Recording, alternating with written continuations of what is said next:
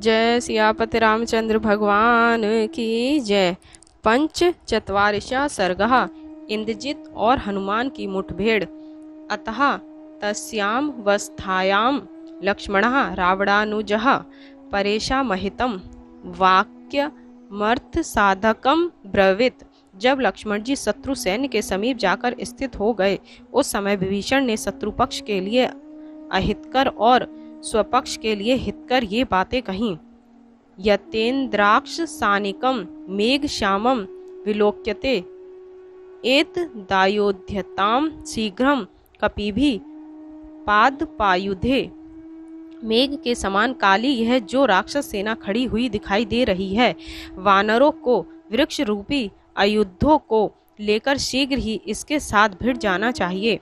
सा त्वमिंद्र शनि प्रख्ये शरीर वकीरन परान अभिद्रवाक्षु यावध्यते नेतत्कर्मम समाप्यते। हे लक्ष्मण, तुम इंद्र के वज्र और सूर्य के समान दैदीप्यमान तीरों की मार से इस सेना को इंद्रजित का यज्ञ पूर्ण होने से पूर्व ही तितर बितर कर डालो। जही वीर दुरात्मानम माया परम धार्मिकम रावणी क्रूर कर्मणाम सर्वलोक भयावहम। हे वीर दुरात्मा, मायावी, परम अधार्मिक, निष्ठुर कर्म करने वाले और समस्त लोगों को भय देने वाले इंद्रजित को भी तुम यमलोक पठाओ। विभीषण वचः श्रुत्वा लक्ष्मणः शुभ लक्ष्मणः ववर्ष शरवर्षाणि राक्षसेन्द्र सुतः प्रति। विभीषण के इन वचनों को सुनकर शुभ लक्षणों से युक्त लक्ष्मण जी ने इंद्रजित के ऊपर बाणों की वृष्टि आरंभ कर दी। ऋक्षसा सखा मृग शापी द्रुमांद्रिन खयोधिनः अभ्य धावंता सहितास्त स्तनी काम व स्थितम। उधर वृक्षों, पत्थरों और नखों से लड़ने वाले वृक्ष और वानरों ने भी वहां खड़ी हुई उस राक्षस सेना पर धावा किया। ऋक्ष वानर मुख्येश महाकार्य महाबले राक्षसाम युद्ध माननाम महाभद्य म जायत। जब विशाल शरीरधारी तथा महाबली प्रमुख ऋक्ष और वानरों ने राक्षसों से युद्ध करना आरंभ किया, तब राक्षस अत्यंत भयभीत हुए। स्वम नीकम विभीषणः तु श्रुत्वा शत्रुभिर्धृतम् उदित स्थित दूर्धस स्तत कर्मण्यन नुठिस्थे।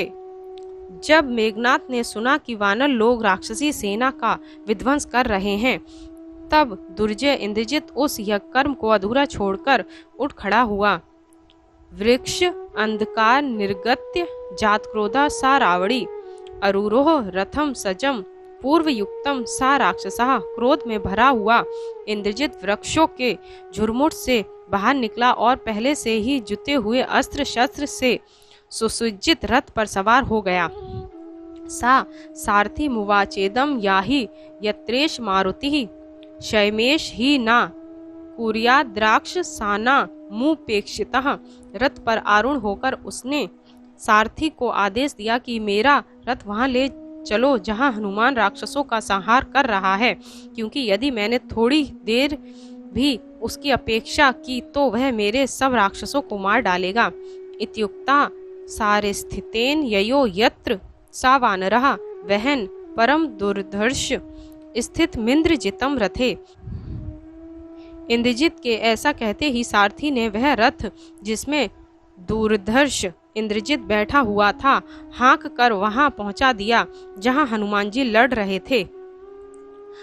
सौभ्ययुपेत्य शरान खंडगान पटी शास्य परश्वधान अभ्यवर्षत दूरदर्श कपि मूर्धि स राक्षसः। वहां पहुंचकर दुर्जय राक्षस इंद्रजित ने हनुमान जी के सिर पर तलवारों, पट्टीशों, फरसों और बाणों की वर्षा की। तानि शास्त्राणि घोराणि प्रतिग्रह सा मारुति रोचेण महता विष्टो वाक्यम चेदुवाच। हनुमान जी उसके उन भयंकर शास्त्रों के प्रहार को सहकर और अत्यंत रोष में भरकर उससे यह वचन बोले, युद्ध स्व यदि सूरोऽसि रावणात्मजः दुर्मते वायुपुत्रम समासाद्य जीवन प्रतियास्यसि। अरे दुर्बुद्धि रावण के पुत्र, यदि तुझे वीर होने का गर्व है तो आ और मेरे साथ युद्ध कर। अब तू पवनपुत्र के सामने पड़कर जीता हुआ लौटकर नहीं जाने पाएगा। बहुभ्याम प्रतियुद्धस्व यदि मे द्विंद महावे वेगम सहस्व दुर्बुद्धे ततस्त्वं राक्षसाम वारः। यदि तेरे शरीर में बल हो तो आकर मुझसे मल्लयुद्ध कर कुश्ती लड़। हे दुर्बुद्धे, यदि तू मेरे बल को सह गया तो मैं तुझे बलवान राक्षस समझूंगा। हनुमंतम जिघासंतप्तम समुद्यत शरासनम रावणात्मज मां चष्टे लक्ष्मणाय विभीषणा य सा वास वनिर्जेता रावणस्यत संभवा सा एष रथ मास्थाय हनुमंतम जिघासंति। उधर हनुमान को मारने के लिए इंद्रजित को धनुष उठाए देकर विभीषण ने लक्ष्मण जी से कहा, हे लक्ष्मण, देखो जिस रावण पुत्र मेघनाथ ने इंद्र को परास्त किया है वही रथ में चढ़ा हुआ हनुमान को मारना चाहता है। तम प्रतिम संस्थाने शरे शत्रु विदारणे जीवितांत करे घोरे सौमित्रे रावणी जही। अतः हे लक्ष्मण, अब तुम कनेर वृक्ष के पत्तों के आकार वाले शत्रु को विदीर्ण करने वाले और शत्रु को नष्ट करने वाले भयंकर बाणों से इंद्रजित का वध करो।